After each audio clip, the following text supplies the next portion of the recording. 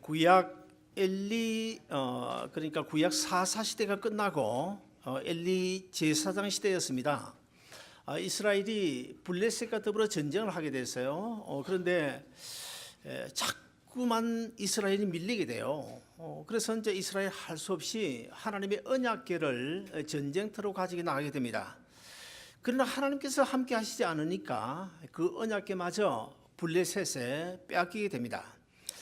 자, 블레셋의 언약궤를 빼앗긴 지 약 한 7개월 정도 되었을 때에 결국 이제 하나님의 은혜로 그 언약궤가 이스라엘로 되돌아오게 됩니다.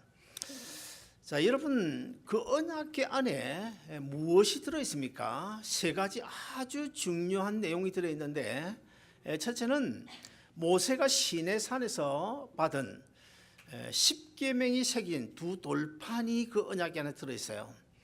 그 다음에 두 번째는 하늘에서 만나를 내려주시지 않습니까? 그래서 그 만나를 담은 항아리가 그 언약궤 안에 들어 있고, 그 다음에 마지막 세 번째로 또 뭐가 들어 있나요? 아론의 쌍난 지팡이가 그 안에 들어 있습니다. 그래서 이 구약시대 이 언약궤는 하나님의 언약궤, 흔히 우리가 법궤라는 말을 쓰는데 사실 성경에는 법궤라는 말이 나오지 않아요. 그래서 우리는 이 언약궤를 언약궤 아니면 하나님의 궤, 오늘 본문에도 보면 하나님의 궤라고 기록을 하고 있습니다. 그래서 이 언약궤는 바로 하나님의 임재를 상징하는 그런 너무나 중요한 의미가 있습니다. 그래서 옛날 구약 시대에 예루살렘 성전 안에도 성소가 있고 맨 안에 지성소가 있는데 그 지성소 안에 이 언약궤를 안치해 놓았습니다. 그리고 1년에 한 번씩 이 대제사장만이 그 지성소에 들어갈 수가 있는데, 대제사장도 그냥 들어갈 수 있는 것이 아니라 그 지성소에 들어갈 때는 반드시 발목에다가 방울을 달아요. 방울을 달고 줄을 쭉 바깥에 늘어놓은 채 안으로 들어가게 됩니다. 무슨 이야기인가 하면 대제사장이라도 혹시 하나님 앞에 죄를 짓고 회개하지 아니하고 지성소에 들어가게 되면 그 자리에서 즉사하기 때문에, 그리고 또 대제사장이 지성소에 죽었다고 하더라도 다른 사람이 그 지성소에 들어갈 수가 없잖아요. 그래서 바깥에서 줄을 이제 끌어당겨서 죽은 그 시체를 끄집어내는 그런 정도로 이 언약궤는 바로 하나님이다, 하나님의 임재를 상징하는 그런 너무나 중요한 의미가 거기에 있습니다. 자, 아무튼 간에 이 언약궤가 7개월 만에 이스라엘로 되돌아왔는데, 되돌아와서 어디에 보관되어 있었냐면 20년 동안 아비나답의 집에 안치가 되어져 있었습니다. 그런 후에 세월이 좀 지나서 이제 다윗이 이스라엘 왕으로 등극한 이후에 이 아비나답의 집에 20년 동안 안치되어 있던 그 언약궤를 예루살렘, 그러니까 다윗성으로 운반하려고 했습니다. 어느 날 군사를 3만 명이나 동원해서 이 하나님의 언약궤를 다윗성으로 예루살렘으로 운반을 하는데, 나곤의 타작마당에 이르렀을 때에 그 언약궤를 싣고 가는 그 수레를 사람이 끈 것이 아니라 소가 끌고 갔습니다. 소 2마리가 아마 끌고 갔던 것 같은데, 이 소들이 나곤 타작마당에 이르게 되자 그만 막 뛰는 거예요. 뛰니까 수레도 흔들리게 되고, 그 다음에 수레 위에 얹혀져 있는 언약궤도 지금 떨어질 뻔한 이런 아마 상황이었던 것 같습니다. 근데 그 언약궤를 메고 가는 싣고 가는 그 수레를 누가 따라갔냐면 아비나답의 아들, 두 아들인데 우사와 아효라는 두 아들. 아효는 앞에서 수레 앞에서 가고 우사가 이 수레 옆에서 이제 따라가고 있는데, 수레가 막 흔들리니까 이 우사가 자기도 모르는 사이에 그만 하나님의 법궤를 그냥 붙잡았어요. 여러분, 그런데 이제 그 나중에 어떤 일이 일어난지 아십니까? 그 즉시 그 우사가, 하나님의 언약궤를 붙잡았던 우사가 하나님이 치셔서 즉사하게 됩니다. 그 자리에서. 사실 우리가 인간적으로 보면 이해가 안 돼요. 사실 우사가 지금 성경에 아주 너무 자세히는 기록이 안 되어 있지만 어떤 면에서는 참 좋은 생각으로 한 것 아닙니까? 하나님의 언약궤가 떨어질 것 같으니까 자기도 모르는 사이에 그냥 붙잡았는데 뭐가 잘못됐습니까? 자, 여기서 우리는 한 두 가지 이유를 우리가 살펴봐야 되는데, 자, 이 블레셋에 빼앗겼던 언약이 7개월 만에 베세메스로 돌아오잖아요. 베세메스 이스라엘 땅을 돌아오는데, 그때도 사실은 소암 두 암소가 이 언약궤 실은 수레를 끌고 왔어요. 아무 이상 없었어요. 무사히 도착했어요. 그런데 왜? 무엇 때문에? 두 가지 이유인데, 첫째 하나는 이 하나님의 언약궤는 율법에 의해서 레위 지파 가운데의 고핫 족속이 매도록 그렇게 규정이 되어 있습니다. 그런데 사실 제사장, 레위의 지파인 이 제사장들이 매지 아니하고 고핫 자손들이 매지 아니하고 수레에 실었기 때문에, 그러면 왜 블레셋에 올 때는 그러면 수레에 실고 소가 끌어도 괜찮았는데 왜 오늘 본문에서는 그러면 하나님께서 우살 치셨을까?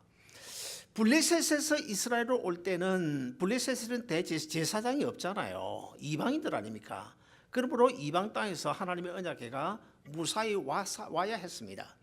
그러나 지금 이 아비나답의 집에서 이스라엘 땅 안에서 예루살렘으로 옮기는 이 가정, 여기에는 레위 지파 제사장들이 많이 있잖아요. 고핫 자손들이 많이 있잖아요. 그럼에도 불구하고 제사장들이 언약궤를 매지 아니하고 이 소를 동원해서 수레에 끌고 갔기 때문이고, 그 다음에 두 번째는 하나님의 언약궤는 아까도 이야기했다시피 너무나 거룩한 하나님의 임재, 하나님 자체 아닙니까? 그런데 자, 구약시대에 범죄한 인간이 하나님을 보게 되면 그 자리에서 즉사하게 됩니다. 죽습니다. 그래서 아까 대제사장도 방울을 달고 하나님 앞에 회개하고 몸을 정결케 하고 지성소에 들어가는 거예요. 그런데 이 우사가 아무리 좋은 생각으로 선한 생각을 했다 하더라도 우사는 죄인이잖아요. 죄인의 인간이 하나님을 만졌다. 그건 죽을 수밖에 없는 거예요. 블레셋에서 언약궤가 돌아올 때도, 베세메스로 돌아왔을 때도 그 언약궤를 쳐다본 그 베세메스 사람들, 그 문제 때문에 그 베세메스에 사는 많은 사람들 가운데 5만 70명이 죽임을 당했습니다. 자, 이런 문제 때문에 그런 사건이 생긴 것입니다. 자, 이것을 바라본 다윗 왕이 더 이상 예루살렘으로 이 언약궤를 옮겨가서는 안 되겠다, 이런 생각을 하게 됩니다. 그러자 에벳 에돔이라는 사람이 자원을 해가지고, 그러면 우리 집에다가 하나님의 언약궤를 모시겠어. 그래가지고 에벳 에돔의 집에 3개월 동안 안치를 하게 되는데, 그러자 하나님께서 이 에벳 에돔의 집을 축복하셔서 얼마나 큰 복을 받은지 몰라요. 오늘 본문에 보면 기록이 되어져 있습니다. 자, 에벳 에돔이 하나님의 언약궤를 보관했다가 안치했다가 하나님의 큰 복을 받았다, 이 소식을 들은 다윗 왕이 이제 또 다시 하나님의 언약궤를 예루살렘으로 옮겨갑니다. 그런데 오늘 본문에 보시면 소들이 수레에 싣고 끌고 가는 것이 아니라 제사장들이 언약궤를 메고 가요. 자, 하나님의 언약궤를 메고 예루살렘으로 가는데 다윗 왕은 먼저 하나님 앞에 송아지를 잡고 번제를 드립니다. 그리고는 온 이스라엘 백성들이 다윗성으로 들어온 그 언약궤, 하나님의 임재를 상징하는 그 언약궤를 보고는 너도 나도 나와서 하나님을 찬양하고 경배를 해요. 다윗도 얼마나 좋은지, 그 당시에 배에 에봇을 입고 있었는데 그 겉옷이 벗겨지는지도 모르고 그냥 덩실덩실 춤을 췄다, 그런 기록이 오늘 본문에 있고요. 그래서 예루살렘에 무사히 하나님의 언약궤가 도착하자 번제를 드리고 화목제를 드리고, 다윗 왕이 여호와 하나님의 이름으로 거기에 모인 많은 백성들을 축복하고 떡과 고기를 주어 먹게 한 뒤에 흩어지는 이런 장면이 기록되어져 있습니다. 자, 그렇다고 한다면 오늘 본문의 이 사건, 하나님의 언약궤를 예루살렘 성으로 옮겨오는 이 의식, 이 행사가 신약시대인 오늘날 어떤 의미를 가지고 있을까? 그것은 바로 요즘으로 치면 교회를 건축하고 이제 헌당식을 하는 하나님 앞에 봉헌식을 하는 그것과 거의 같다, 그렇게 보면 틀림이 없습니다. 그런데 이 오늘 본문의 사건이 우리에게 주는 교훈은 참된 예배가 어떤 것인지를 보여주고 있고, 그리고 어떻게 하는 것이 하나님 앞에 바른 참된 예배의 자세인지를 가르치고 있는데, 오늘 본문에서 우리는 두 가지로 살펴볼 수가 있습니다. 첫째 하나는 우리는 먼저 그리스도인 곧 예배자라고 하는 아이덴티티를 우리가 가지고 살아가야 된다는 것입니다. 여러분, 에벳에돔이 하나님의 언약궤를 잘 이렇게 보관한 것 때문에 큰 복을 받았죠. 에벳에돔이 복을 받은 것은 정성껏 하나님의 언약궤를 모셨기 때문이다. 우리는 일반적으로 그렇게 생각할 수 있지만, 이것을 깊이 있게 더 나아가면 제가 늘 강조한 대로 바로 이 에벳에돔은 하나님 앞에서 자기가 어떤 입장인지, 내 존재가 어떤 의미인지, 내가 해야 될 일은 무엇인지 하는 이 아이덴티티를 우리가 사전에 찾아보면 여러 가지 뜻이 나옵니다. 정체성이라고 번역을 해놓았고, 그리고 신분, 신은 뭐 여러 가지로 표현되고 있는데, 자, 이 아이덴티티란 말은 무슨 말인가 하면, 우리 예수 믿는 성도들에게 있어서는 하나님 앞에서 내가 과연 어떤 존재냐 하는 것입니다. 내가 하나님 앞에서 어떤 일을 해야 되는지, 내가 어떤 신분이고 어떤 존재인지, 이것을 우리가 아이덴티티라 이렇게 말할 수가 있는데, 이 아이덴티티는 다른 말로 하면 바로 하나님과 나와의 그 관계가 얼마나 바르냐 바르지 않냐, 그것을 의미하는 것입니다. 여러분, 물고기에게 있어서 사실은 물고기가 물을 떠나면 생명적인 바른 관계에 있다, 그렇게 말할 수가 없죠. 그리고 창공을 나르는 새도 마찬가지입니다. 창공을 나르는 새가 만약에 잡혀가지고 새장에 갇혀 있으면 그것 또한 생명적인 바른 관계에 있다, 그렇게 말할 수가 없겠죠. 물고기가 이런 생각을 해봅니다. 나는 물속 떠나면 죽지. 나는 하나님께서 물속에서 헤엄치며 살도록 만들어 놓았지. 그러므로 나는 열심히 헤엄치면서 하나님의 뜻을 받들어 물속에서 살아야 돼. 그런 존재가 바로 나야. 이렇게 물고기가 생각한다면, 물고기는 분명 오늘 설교의 제목처럼 자신의 그 아이덴티티가 무엇인지를 알고 살아간다고 말할 수가 있을 것입니다. 그와 같이 오늘 우리도 이런 생각을 가져야 돼요. 나는 하나님께서 자기 아들을 십자가에 내어주시고 구원 얻은, 너는 내 것이라고 지명한 그리스도인이지, 하나님의 자녀이지, 하늘나라 백성이지, 이런 의식을 가지고 살아야 됩니다.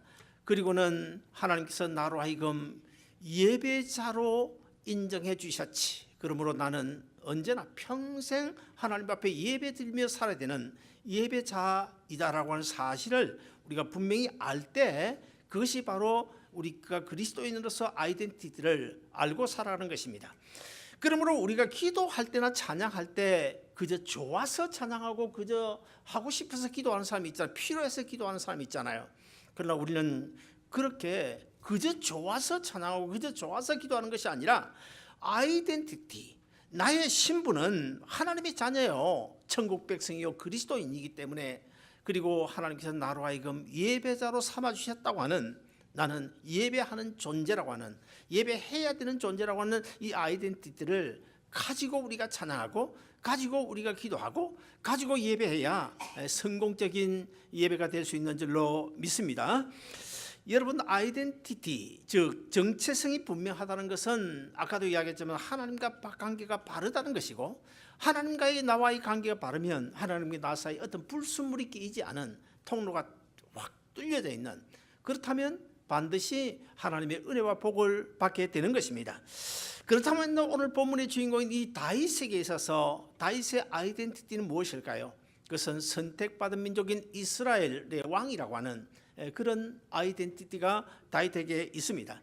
오늘 본문 21절을 보시면 다윗 왕이 자신을 조롱하고 있는 사울의 딸이자 자기 아내인 미갈에게 이렇게 말하고 있습니다. 하나님이 당신 아버지의 집은 버렸지만 나를 택하사 여호와의 백성인 이스라엘의 주권자로 삼으셨으니 내가 여호와 앞에서 뛰놀리라. 자, 무슨 말인가 하면, 하나님이 나를 선택해서 선민 이스라엘 백성의 왕으로 삼아주셨다.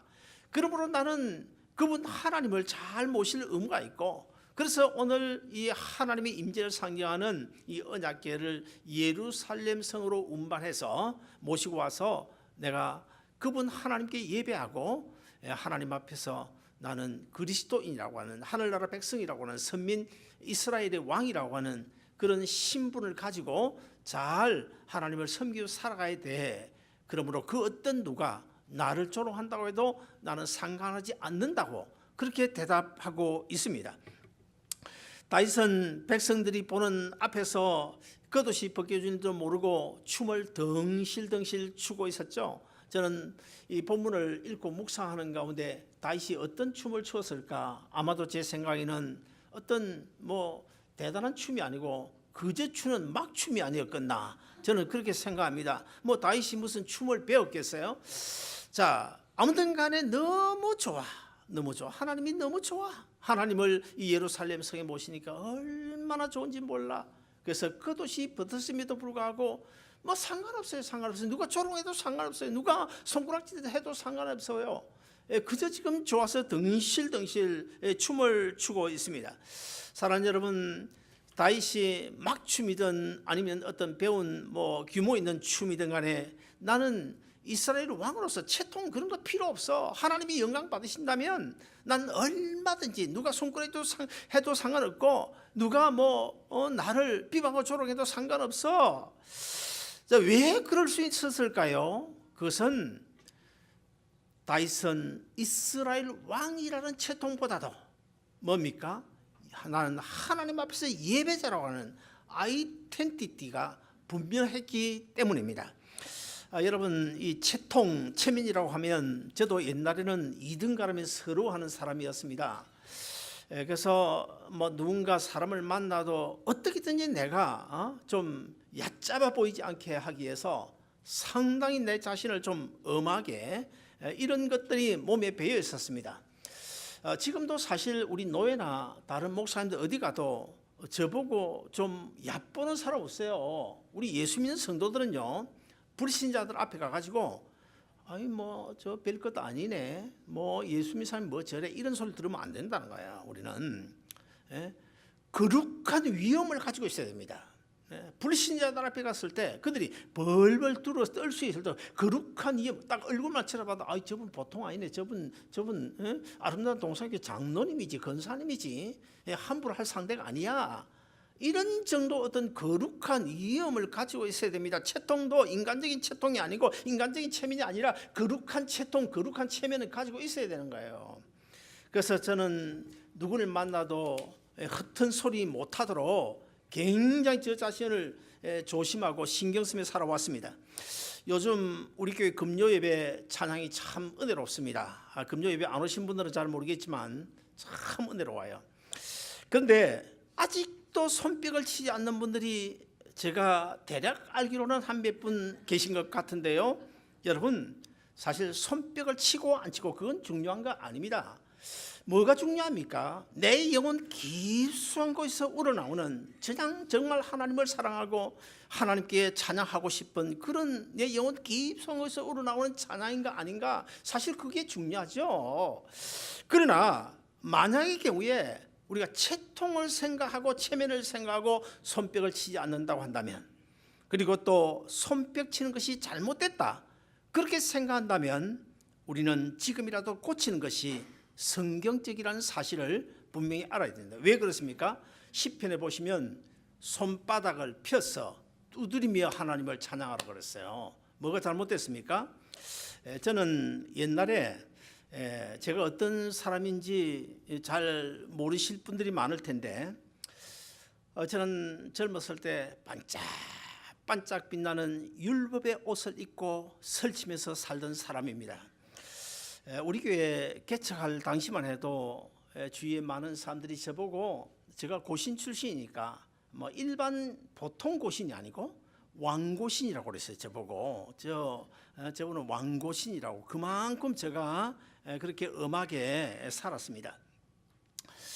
그래서 옛날에 저는요, 이 찬양 시간에 아마도 내 평생에 손뼉치며 찬양하는 일은 없을 테다.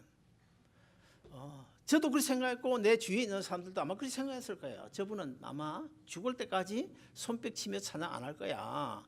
그러던 사람이 접니다. 그래서 손뼉 치며 찬양하는 사람들 보면 제가 경멸했어요. 아니 참 뺄나기도 군다. 손뼉을 쳐야 하나님이 받으신 찬양이 되나. 그랬던 사람이 바로 접니다. 그런데 제가 은혜를 받고 보니요, 손뼉은 뺄 것 아니고 손도 제가 들잖아요. 손도 들잖아요. 사랑하는 여러분, 예수님이 좋으면요 주의 따가운 시선 그런 거 별 문제가 아닙니다. 예수님이 좋으면요 그토록 미웠던 남편도 괜찮은 사람으로 보여요. 예수님이 좋으면요 정말 온 세상이 그냥 하트 모양으로 보입니다. 여러분, 색깔도 그레이가 아니고 아주 그냥 연분홍 아니면 그냥 초록색으로 보이는 거예요. 예수님이 좋으면 저는 우리 아름다운 동산교회 성도님들이 예수님으로 눈에 그냥 꺼풀이 한번 입혔으면 좋겠어요. 그래가지고 성도의 교제 가운데도 미운 사람 어디 있습니까? 미운 사람. 제가 옛날에 미운 사람 뭔가 좀 진리나 교리적으로 신앙생활을 잘못하는 사람 그거 못 봤거든요. 제가 못 봐줬거든요. 그래서 제가 아까 이야기했잖아요. 반짝반짝 빛나는 율법의 옷을 입고 여기저기 설치는 사람이 나라고. 근데 저는 지금 그런 거 아무것도 안 보여요. 예수님이 좋으면요 홈디스도요 천하보다 귀한 한 영혼을 보이는 거예요. 그러니 이 자리에 계신 여러분 한 사람이 얼마나 이쁘게 보이겠습니까? 제가 집에서 꽃을 키워보니까, 아침마다 물 주고 꽃을 키워보니까 무엇을 느낄 수 있냐면 바로 목회도 이와 같구나. 제가 정성 들이고 가꾸는 만큼, 그 꽃을 사랑하는 만큼 꽃이 잘 피고 잘 자라고요, 풍성해지더라고요. 그래서 목회도 바로 이와 같구나. 정말 내가 예수님이 좋으면 우리 성도들 한 사람 한 사람 필요하지 않은 사람이 어디 있고 미운 사람이 어디 있고 다 제 눈에 천사들로 보이고 다 제 눈에 천하보다 귀한 한 영혼을 보이는데 그 누가 나를 씹거나 말거나 무슨 상관이 있나요? 그런 거 전혀 상관이 없어요. 세월이 지나면요 여러분 인간적인 이 정체성은요 사라지고 맙니다. 얼마 전에도 한국의 재벌 LG 회장이 재벌 회장이 죽었지 않습니까? 돈이 없습니까? 어디 미국의 좋은 병원으로 갈 수 없는 행편이 되지 못합니까? 아니면 영국으로 못 가겠습니까? 무엇인지 할 수 있는 사람 아니에요. 근데 사실 하나님이 가라 하니까 가는 거잖아요. 재벌 회장이라고 하는 이 아이덴티티도 세월 지나면 사라져요. 국회의원이라고 떵떵거리고 살지만, 큰 소리 치며 살지만 국회의원도 4년 아니면 8년 지나면 그 국회의원의 정체성, 아이덴티티도 사라지는 거예요. 그러나 여러분, 이 자리에 계신 저를 비롯하여 여러분 한 사람 한 사람, 우리는요 하나님께서 자기 아들 예수 그리스도를 십자가에 내어주시고 우리 한 사람 한 사람 구원하셔서 영원한 생명 주시고, 제가 늘 이야기하잖아요. 우리가 와서 그저 주일로 와서 예배 드리지만 그러나 아무나 이 자리에 올 수 있는 그것은 아니라고. 여러분이 앉은 자리, 이 자리가 보통 자리가 아니라고. 하나님이 부르시지 아니하시면 절대로 올 수 없는 자리. 왜 우리가 이 자리에 올 수 있습니까? 우리는 그리스도인이라고 하는, 천국 백성이라고 하는 아이덴티티가 있기 때문에 이 자리에 와서 당당하게 하나님 앞에 예배 드릴 수 있는 줄로 믿으시기를 바랍니다. 여러분, 우리가 힘든 일을 만나도 뭐라고 기도합니까? 분명 힘든 일을 만나는데도 불구하고 하나님 감사합니다 그렇게 기도하잖아요. 아버지가 돌아가셔서 지금 장례식을 하고 있는데도 뭐라고 기도합니까? 하나님 아버지 감사하다고 기도하잖아요. 왜 그렇게 하는 것입니까? 그것은 바로 구원 얻어 하나님의 자녀된 그리스도인이라고 하는, 천국 소망을 가진 그리스도인이라고 하는 아이덴티티가 있기 때문입니다. 그래서 우리가 예배 드릴 때도 하나님께서 나를 불러주셨는데 보통 사람으로 불러주신 것이 아니고 예배자라고 하는 그 특권, 아무에게나 주지 않는 그 특권을 주셔서 내가 오늘 이 자리에 앉아있지. 그러므로 내가 그냥 함부로 예배할 수 없는 거잖아요. 함부로. 그래서 정말 우리가 이 그리스도인 예배자라고 하는 이 아이덴티티를 가지고 하나님 앞에 찬양하면 여러분의 찬양이, 여러분의 드린 이 예배가 성공적인 예배가 될 수 있는 줄로 믿으시기를 바랍니다. 둘째로 오늘 본문에 보시면 언제 어디서나 코람데오, 즉 하나님 앞에서라는 이런 신앙 고백을 가지고 살아야 됩니다. 여러분, 우리가 구약 성경을 히브리어로 기록했고 신약 성경은 헬라어로 기록을 했고, 그리고 또 성경에 보면 예수님께서 아람어로 말씀하셨다 그런 데도 있고, 또 라틴어도 있어요. 자, 이 무슨 말일까요? 제가 한번 좀 짚어주려고 그랬는데 히브리 구약 성경을 기록한 이 히브리어는 히브리 민족이 사용하던 언어다 그런 뜻입니다. 그리고 일반적으로 그냥 이야기하면 구약 시대 이스라엘 백성들이 사용하던 그런 언어가 히브리어다. 그래서 히브리어로 성경을 기록했다 그렇게 보면 되고, 그리고 신약 성경을 기록한 이 헬라어는 바로 그리크죠. 그리크. 그러니까 옛날 헬라 시대에 헬라 나라에서 사용하던 말이라는 거예요. 그 그리스 말로 쓰인 것이 우리가 가진 신약 성경이다 그렇게 생각하면 되고, 그리고 간혹 보면 이제 하나님께서 이 아람어는 뭘까요? 아람어는 옛날 구약 시대에 바벨론 알죠? 바벨론 제국에서 사용하던 언어가 바로 이 아람어입니다. 그런데 자, 오늘 이 두 번째 단지에서 코람데오 하는데, 이 코람데오는 그럼 히브리어일까 아니면 헬라어일까 아람어일까? 아니에요. 라틴어입니다. 라틴어. 이 라틴어는 뭔가 하면 로마 제국 당시에 로마 제국에서 사용하던 언어입니다. 아무튼 간에 이 라틴어로 이 코람데오란 말은 두 단어가 합성된 건데, 첫째는 코람데오, 나중에 나오는 데오는 바로 하나님을 이야기하는 단어입니다. 그리고 코람은 뭘까요? 그러면 코람은 앞에서 그런 뜻입니다. 그러므로 코람데오 그러면 하나님 앞에서 그런 뜻입니다. 여러분, 예배는 우리가 하나님을 향하여 하나님 앞에 드리는 우리가 신앙행위의 최고죠. 최고의 신앙행위입니다. 그런데 여러분은 어떻습니까? 매주일 이 자리에 나와서 예배할 때, 기도할 때, 찬양할 때 정말 내가 하나님 앞에 예배드리고 있다, 이런 분명한 그런 아이덴티티, 코람데오 자세를 가지고 여러분 예배를 드리고 있습니까? 우리가 코람데오 자세를 가지게 되면 예배드릴 때 저절로 마음이 모아지게 되어 있습니다. 하나님 앞에서 내가 지금 예배드리고 있다, 정말 진짜 그렇게 생각한다면 마음이 저절로 모아지게 되어 있어요. 모아지게 되어 있습니다. 코람데오 자세를 가지면 예배 시간 지각 안 합니다. 코람데오 자세를 가지게 되면 정말요, 우리가 무슨 일을 하든지 어떻게든지 하나님 중심으로 살려고 노력을 해요. 오늘 보니까 다 옷들 깨끗하게 입고 오셨는데 코람데오 자세를 가지게 되면 내가 하나님을 향하여 하나님 앞에 드리는 예배, 그래서 내가 오늘 교회 간다 그렇게 생각되면 때 묻은 티셔츠 아무거나 입고 오지 않습니다. 혹시 여러분 가운데 스레빠 딸딸 끌고 오신 분이 없겠지만, 여러분요 정말 코람데오 자세를 가지면요 스레빠 딸딸 끌고 주일날 교회 오지 않습니다. 그렇다고 해서 내가 이 시간에 어떤 그런 사람들 미리 알고 이야기하는 거 아니에요. 제가 지난 금요일 저녁에 사사기서를 이제 강해를 쭉 해나가요. 난 사사기서 그냥 강해를 해나가요. 근데 설교를 마치고 집을 돌아온 제 아내가 좀 걱정을 하더라고. 어떤 그 비슷한 이야기를 어떤 분과 나눈 적이 있는데 혹시라도 상처받으면 어떠느냐. 난 전혀 모르거든. 그래서 저는 이 원론적으로 우리 성도들이 신앙생활 잘하고, 그래서 오늘 본문에 나오는 그 오벳에돔처럼 정말 하나님 중심으로 그리스도인이라는 아이덴티티를 가지고, 그다음에 코람데오 자세로 정말 하나님을 잘 섬겨 복을 받았으면 좋겠다, 그런 생각으로 제가 이야기하는 거지, 누구를 지정해가지고 우리 전혜리 사모를 지정해가지고 내가 이야기하면 되겠어요? 그 말도 안 되는 소리지. 그런 오해가 없기를 바랍니다.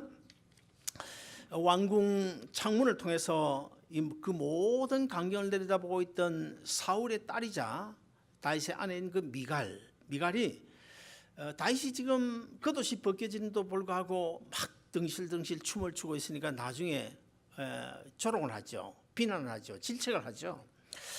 그때 그런 비난에 대하여 다윗이 뭐라고 말을 합니까? 오늘 본문 22절을 보시면 내가 이보다 더 낮아져서 스스로 천하게 보일지라도 내가 말한 바 계집종에게는 내가 높임을 받으리라. 무슨 말입니까? 하나님께서의 영광을 받으실 수만 있다면 나는 이보다 더 낮아도 좋다. 이보다 더한 비난을 받아도 좋다. 이보다 더한 조롱을 받아도 좋다. 성경에 보면 그런 사람 있잖아요. 누굽니까? 사도 바울입니다. 그래서 한때는 사람들이 이 사도 바울 보고 뭐라고 그랬습니까? 저 사람 미쳤다고. 사실은 미친 건 좋은 건 아니지만 우리가 이것도 거룩한 미친 이 자세는 좀 필요하겠다. 그런 생각이 들어집니다. 사랑하는 여러분, 반면에 창문 안에서 이제 다윗을 비난하고 했던 그 미갈은 뭡니까? 미갈이 가지고 있던 결여된 부분이 뭐예요? 미갈에는 그리스도인이라고 하는 아이덴티티가 없었다는 거예요. 그리고 하나님을 향한 하나님 앞에서라고 하는 이 코람데오 자세도 없었다는 것입니다.